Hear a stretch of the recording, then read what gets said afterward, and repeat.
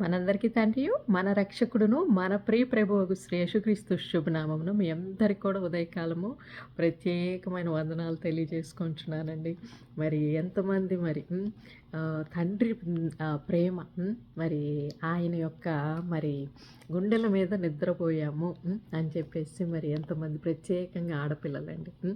మరి ఆ తండ్రి ప్రేమ, ఆ వాత్సల్యత మరి ఆ గుండెల మీద పడుకోబెట్టుకొని మరి ఎంతటి ప్రేమను, వాత్సల్యతను చూపిస్తారో.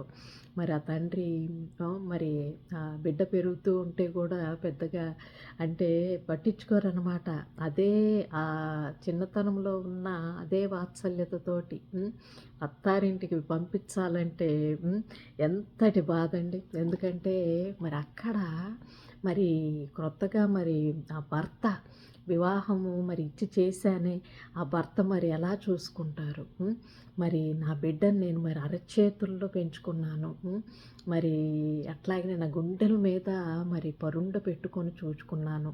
ఇప్పుడు మరి నా బిడ్డ జీవితం ఎలా ఉంటుంది అనేది ప్రతి ఒక్కరికి కూడా ప్రశ్నార్థకంగా ఉంటూ ఉంటుందన్నమాట. మరి కొన్నిసార్లు ఆ వీడియోలు చూస్తూ ఉంటే అంటే కొంతమంది తట్టుకోలేక అసలు ఎంతగా ఏడుస్తున్నారు అనేది చూస్తూ ఉంటే నాకు కూడా తండ్రి ప్రేమ అనేది ఇంతటి అద్భుతము అనేది అంటే కొంతమంది బయట పడకపోయినా ఇంతటి ప్రేమనా అనేది మరి అంటే నా తండ్రి కూడా అన్నట్టు అని జ్ఞాపకము, ఆ మధురమైన జ్ఞాపకాలు.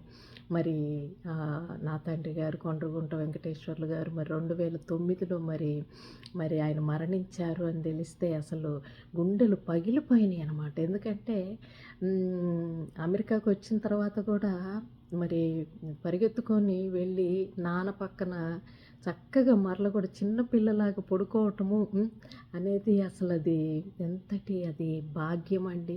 అసలు అది ఎంత మధురము, ఎంతటి ఆలంబన, ఎంతటి ధైర్యాన్ని ఇస్తుంది చెప్పండి. మరి అటువంటి నా ప్రేమ మరి దూరం అయిపోతే కొన్ని సంవత్సరాలు అనమాట. కొన్ని సంవత్సరాలు దిగులు అనేది ఆ లోటు ఎవరు భర్తీ చేస్తారు అనేది అసలు ఒక ప్రశ్నార్థకంగా అనిపించింది అనమాట. ఎప్పటి వరకు అనంటే మరల కూడా మరి పరలోకపు తండ్రి నీడను విశ్రమించే వరకండి. ఎందుకంటే ఇది నేను ఎందుకు చెప్తున్నానంటే అది ప్రతి ఒక్కరికి అనుభవం కావాలన్నమాట. మన భౌతికంగా ఈ లోకపులోని తండ్రులను కోల్పోయినా లేకపోతే దూరంగా వారికి దూరంగా వెళ్ళినా మనం తట్టుకోలేము. అట్లాంటిది మరి ఈ పరలోకపు తండ్రి యొక్క ఆదరణ, ఆయన యొక్క సన్నిధి తెలిసిన తర్వాత ఆ సొంత తండ్రి మీద నుంచి అలాగ ప్రేమ ఈ పరలోకపు తండ్రిలోనికి వెళ్ళి లయమైపోయిందనమాట. ఆ దుఃఖము అంతా లోటు కూడా ఈ తండ్రిని తెలుసుకున్న తర్వాత ఈ పరలోకపు తండ్రి ఆయన యొక్క ప్రేమ వాత్సల్యతలోనికి మెల్లగా దినదినము అనుభవంలోనికి నడుస్తున్న తర్వాత తండ్రిని మర్చిపోయానా అని అప్పుడప్పుడు ఏంటి ఇంతకు ముందులాగా ఆయనని జ్ఞాపకం చేసుకోగానే అంత దుఃఖం రావట్లేదేంటి, నాన్న నన్ను క్షమించండి అని అనాల్సి వస్తుందన్నమాట లోపల. ఎందుకంటే తండ్రిని మరిపించారు అని అనటానికి అసలు ఈ ఈ పరమ తండ్రి, ఈ పరలోకపు తండ్రే కదా మనకు తండ్రులుగా మరి ఆయన స్వాస్థ్యాన్ని ఇచ్చారు. కాబట్టి మరి ఎంతమంది మరి మీ తండ్రులను బట్టి మరి ఆ పరలోకపు తండ్రిని స్తుతిస్తున్నారండి. మరి వారి ప్రేమను మనం ఎప్పుడు కూడా మర్చిపోలేం. గబాలన పరిగెత్తుకొని గుండెల మీదకు వెళ్ళి వాలిపోవాలన్న ప్రేమ. మనం ఎన్ని తప్పులు చేసిన దాంట్లో ఎప్పుడు కూడా ఒక క్షమ అనేది ఉన్న ప్రేమ. మరి ఈరోజు మరి ఈ 91వ కీర్తన ఎందుకంటే చదవాలని అనిపించింది. ఎందుకంటే మహోన్నతుని చాటున నివసించువాడే సర్వశక్తుని నీడను విశ్రమించువాడు. ఆయనే నాకు ఆశ్రయము, నా కోట, నేను నమ్ముకొను నా దేవుడని నేను యెహోవాను గూర్చి చెప్పుచున్నాను. అదేంటి నేను చెప్పుచున్నది. అలాగనే మనందరం కూడా ఎవరమైనా కీర్తన చదువుతూ అంటే తెలిసిన వారము ఆ పరలోకపు తండ్రి యొక్క ఆదరణ, ఆయన ప్రేమ, ఆయన వాత్సల్యము మరి ఆయన మహోన్నతుని చాటున అంటే మనల్ని ఆయన చాటున ఉంచుకొని మరి హ్మ్, మనల్ని ఆయన యందు నివసింపజేయటం అనమాట. ఎన్ని ప్రమాదాల నుంచి తప్పిస్తున్నారు, ఎన్నిసార్లు ఎంత కపటము నుంచి, ఎంత క్రోధము నుంచి, ఈ లోకము అనే దగా, మోసము, కుట్ర నుంచి తప్పిస్తున్నారు. మనం ఆయన చాటున నివసిస్తూ ఉన్నాము అనేది అది ఇంకా లక్షల కోట్ల మందికి ఇంకా తెలియలేదు. మరి తెలిసిన వారము మరి ఇదిగో ఈయనే ఆయనే నాకు ఆశ్రయము, ఆయనే నాకు కోట, ఆయనే నేను నమ్ముకున్న దేవుడని మరి మనం చెప్పుకోకపోతే మరి మనకు అర్థమే ఉందండి. అర్థమే ఉందండి ఆ వాత్సల్యతను మనము అది రుచించిన తర్వాత, దాని యొక్క అనుభవంలోనికి వెళ్ళిన తర్వాత, ఈ లోకములో ఇంతవరకు ఈ ఈ తండ్రి, ఈ కుటుంబము, ఈ ప్రేమ, ఈ భర్త, ఈ బిడ్డలు ఇంతవరకే అనుకున్నానే. కానీ అసలు ఇది ఎటువంటి ప్రేమ, ఇది ఎటువంటి ప్రేమ, ఈ ప్రేమను పొందుకునే భాగ్యము ఎలా చేసుకున్నాను అనేది అదొక ప్రశ్నేనండి, ఎప్పటికీ ప్రశ్నే అనమాట. కాబట్టి మరి ఆయన మరి వేటకాని ఉరిలో నుండి ఆయన నిన్ను విడిపించును, నాశనకరమైన తెగులు రాకుండా నిన్ను రక్షించును, ఆయన తన రెక్కలతో నిన్ను కప్పును, ఆయన రెక్కల క్రింద నీకు ఆశ్రయం కలుగును. ఎంతటి మహోన్నతుడి చాటున నివసించటం అంటే అది ఒక భాగ్యము. మరి తెలిసిన వారము ఇతరులకు తెలపటానికి మనల్ని నియమించుకున్నారు ఆ తండ్రి. అది ఎంతటి భాగ్యము అని మరి మీరందరూ మరి ఆనందపడుతున్నారో. నేనైతే ప్రతి క్షణము కూడా ఈ తండ్రి ప్రేమ ఈ 44 సంవత్సరాలు ఎందుకని ఆయన మరుగు చేశారు కాబట్టి ఇప్పుడు నాకు అపారంగా, ఎందుకంటే ఆ పోగొట్టుకున్నదంతా కూడా, అంటే ఇంతకాలం తెలియని ప్రేమ కూడా నువ్వు నాకు దయచేయ్యా అని చెప్పి నేను వెంటబడుతూ ఉంటాను అనమాట. ఇంకా ఇవ్వయ్యా. ఆయన చూడండి మరి ఒక వేటకాని ఊరిలో నుండి ఈ లోకమనే ఈ లోకస్తుడు ఒక వేట అనమాట. ఇప్పుడు మనం అడవుల్లో కథల్లో చదువుతూ ఉంటాం అనమాట. ఏమన్నానంటే ఒక వేటకి కనుక ఎవరన్నా వెళితే ఒక ఉరి అనే ఉచ్చు అనేది వేసి వారు ఎక్కడ దాక్కుంటారంటే ఆ చెట్టు మీద దాక్కుంటారు, లేకపోతే దూరంగా వెళ్ళిపోయి మరి గమనిస్తూ ఉండి మరల కూడా ఏం పడతాయి, ఏ జంతువులు పడతాయి, మరి మనం అనుకున్న జంతువు పడిందా లేదా అని చెప్పేసి చూస్తూ ఆ వేటకాని ఊరి ఉచ్చు అది జంతువులను నమ్మిస్తుంది అనమాట. ఏమీ లేనట్టుగానే భ్రమిస్తుంది. అక్కడికి వెళ్ళంగానే గబాలన చెట్టు మీద నుంచి పడుతుంది. ఆ పడటము అది తెలియకుండా అందులో ఇరుక్కుపోయిన తర్వాత ఇంక బయటికి రాలేము. అటువంటి ఆ ఉచ్చులో నుండి మరి ఆయన మనల్ని విడిపించును అంట.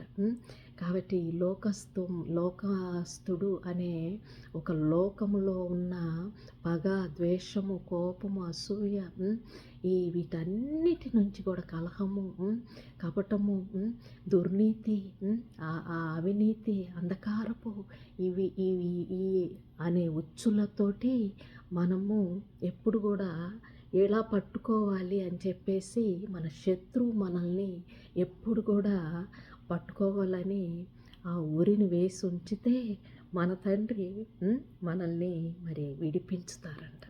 ఎందుకంటే అది అపారమైన ప్రేమ. ఆ ప్రేమ, ఆ నమ్మకము, ఆ సత్యము, ఆ విధేయత, ఆ సమర్పణ, ఆ పరిపూర్ణమైన ఆయన యొక్క మహోన్నతుని చాటున ఉన్నప్పుడు ఆయన మనల్ని అటువైపుకి అసలు పోనివ్వరనమాట. అది ఊరి అని మనకు తెలుపుతూ ఉంటారనమాట. అదే మనల్ని తప్పించటము అనమాట. కాబట్టి అలాగనే ఎటువంటి నాశనకరమైన తెగులు కూడా రాకుండా నిన్ను రక్షించును. ఏ తెగులు కూడా రాకుండా రక్షించే తండ్రి. మరి అట్లాగనే మరి మనకు అదొక ఏదైనా ఇతరుల యందు ఎవరైనా అస్వస్థతగా ఉన్నప్పుడు దేవా నన్ను దేనితోటి నువ్వు కాపాడుతూ ఉన్నావయ్యా అని చెప్పి మరి మనం భద్రంగా ఆయన రెక్కల మధ్యలో దాక్కునే అది స్వాస్థ్యం అండి. అది స్వాస్థ్యం అన్నమాట. ఆ నమ్మకము, ఆ యొక్క మరి అది ఆయనే ఆశ్రయం అన్న నమ్మకము ప్రతి ఒక్కరికి కూడా దేవుడు దయచేయునుగాక. ఎందుకంటే ఆ తండ్రి తన కుమారుణ్ణి తెలిపకపోతే మనకు తెలియదు. ఆ కుమారుడు తన తండ్రి ఎవరో మనకు తెలపకపోతే తెలియదు. మొట్టమొదట ఆ స్టూల్ మీద నుంచి పడిపోయినప్పుడు 44 సంవత్సరాల తర్వాత జీసస్ అని నోట్లో నుంచి ఎందుకంత పెద్దగా కేక వేశానో అనేది ఇప్పటికీ ప్రశ్నార్థకం అన్నమాట. అది ఆ పిలుపు వలన నాకు ఎవరు అసలు నిజమైన దేవుడు అని నేను వెతకటం మొదలు పెట్టడానికి కారణమైందనమాట. అంటే ఈ పేరు తండ్రిని తెలిపింది. ఆ తండ్రి ఆ తర్వాత ఆ కుమారుణ్ణి నేను పంపించి నీకు నీ అవిధేయత నీ పాపము నిన్ను రక్షించటానికి నా కుమారుణ్ణి నీకు ఇచ్చాను అని చెప్పి తెలుపుకున్నారనమాట. కాబట్టి ఇద్దరికి ఉన్న ఆ అనుబంధము మరి అది మనకు ఆశ్రయం అండి, అది మనకు కేడమండి. ఆయన తన రెక్కలతో మనల్ని కప్పుతారంట. ఒక ఇవి మనం చూచుకుంటే గద్ద రెక్కలు, మరి కోడి రెక్కలు. ఆ కోడి కానీ వర్షం పడుతూ ఉంటే ఆ కోడి తన బిడ్డలు చిన్న ఆ పిట్టలన్నిటిని దగ్గరికి చేర్చుకొని ఆ రెక్కలను అలా దాచిపెడుతుందండి. గ్రద్ద కూడా అంతే.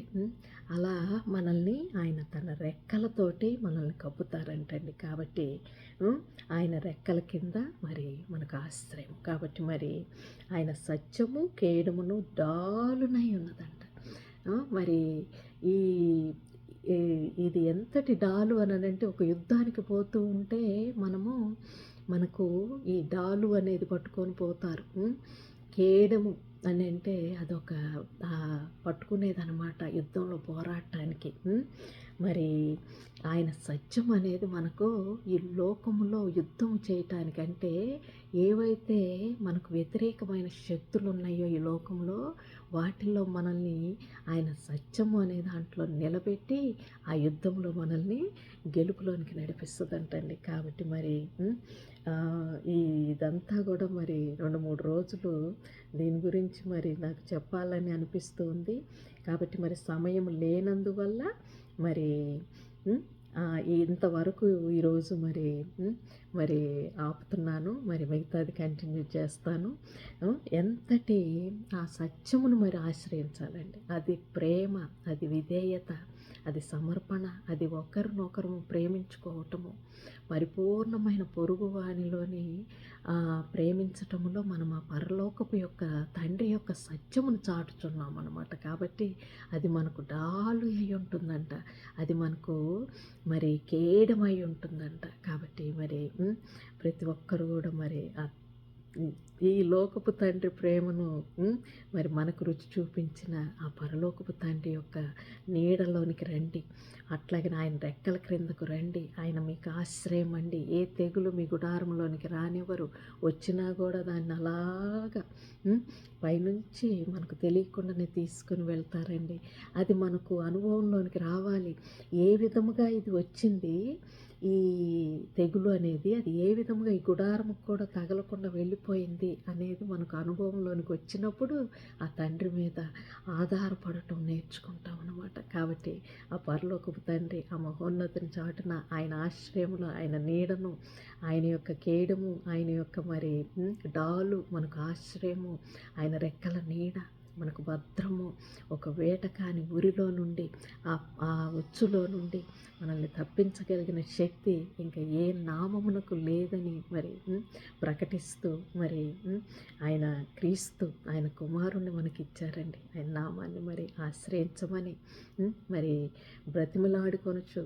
పేరు పేరున మరి మీ అందరికి కూడా మరల కూడా వందనాలు తెలియచేసుకోవచ్చు. మరలా ఇచ్చే కృపా సమయంలో మరి ఇది ఎంతో ప్రియమైనది, మనందరికి ఆశ్రయమై ఉన్నది ఈ 91వ కీర్తన. మరి ఇంకా కూడా మరి దీన్ని ఎన్ని వేల సార్లు చదువుకున్నా కూడా తనివి తీరదు. అది ఎంతో భాగ్యము అని మరి మీ అందరికీ కూడా మరి ప్రకటించుతూ మరి మరలా ఇచ్చే కృపా సమయంలో మీ ముందుకు మరి మిగతా కూడా మరి చదవాలని ఆశపడుతూ ప్రేమతో సెలవు తీసుకొంచు మీ రచిత.